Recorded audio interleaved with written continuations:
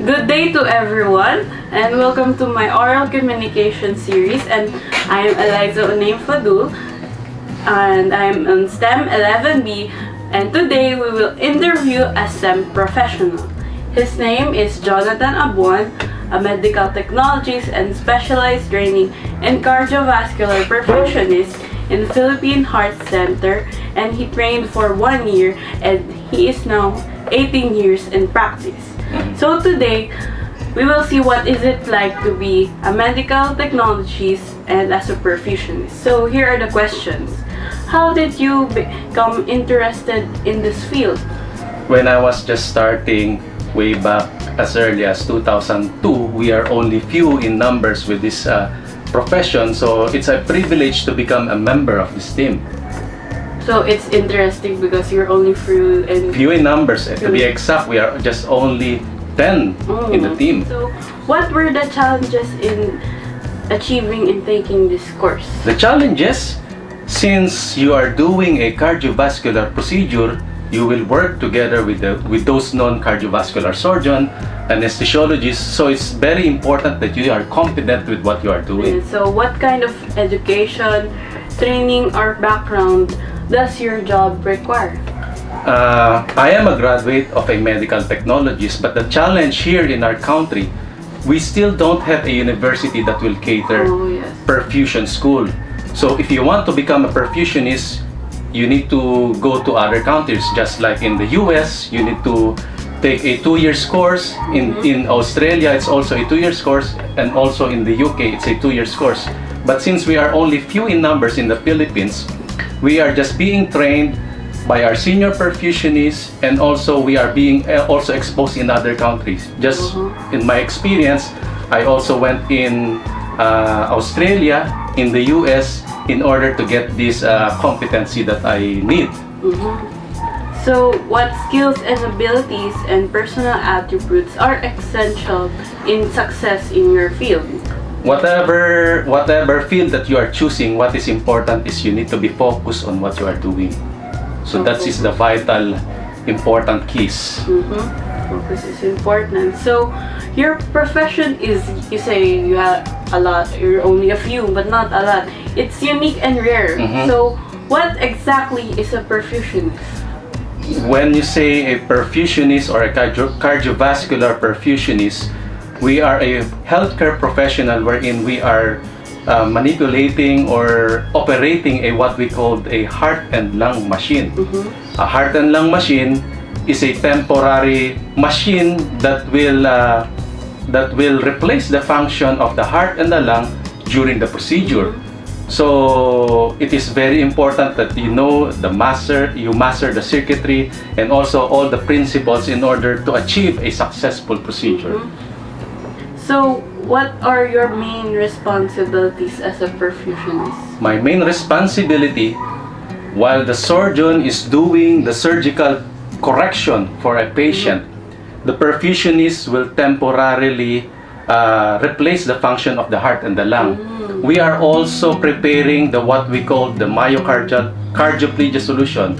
Have you heard a lethal injection? A lethal injection is a high-dose potassium being introduced to the patient so that it will arrest the heart. So we are the one preparing this cardioplegia solution that will arrest the heart in order for the heart to be preserved. And then while the surgeon is doing a corrective measure, the heart must be empty, the heart must be what we call flaccid soft.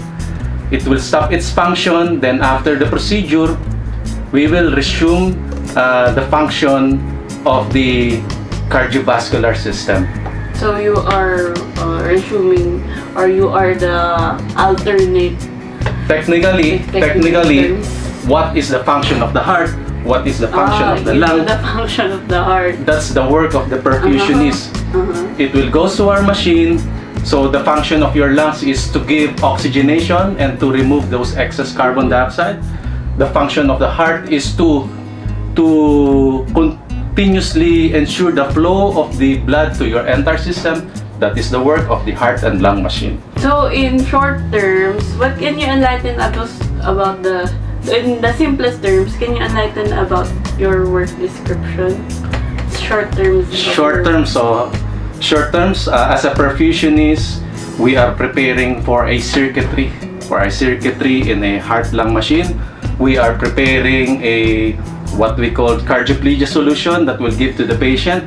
We are also, since it's a artificial heart and lung machine, it's an artificial, there is some compromise that we need to undertake. Since it cannot totally replace the function of the heart and the lung, we also operate what we call a hemotherm machine. We intentionally decrease the temperature of the patient in order to compensate those limitations. So it will be compatible. So since our normal temperature right now, for example, is at 37 degree, we intentionally decrease the temperature as low as, sometimes due to the complexity of the procedure, sometimes 18 degrees, sometimes 28 degrees. And then it goes to our machine and then continuously flow on the patient, on the different organs of the patient. So you say you're a perfusionist, and what are the 2 things you enjoy in doing your work, and another 2 things that you least like in doing your work? The greatest fulfillment that I can do is whenever I see that there is a successful procedure, successful outcome for the patient. When you see that your patient is going well, when you see that they have their normal life after the procedure, that is the greatest achievement. One of the saddest part is when they cannot make with the procedures. We can't make it. Yes. When they sometimes, after the procedure, they have some difficulties, or sometimes they even die. After or during the procedure. Okay.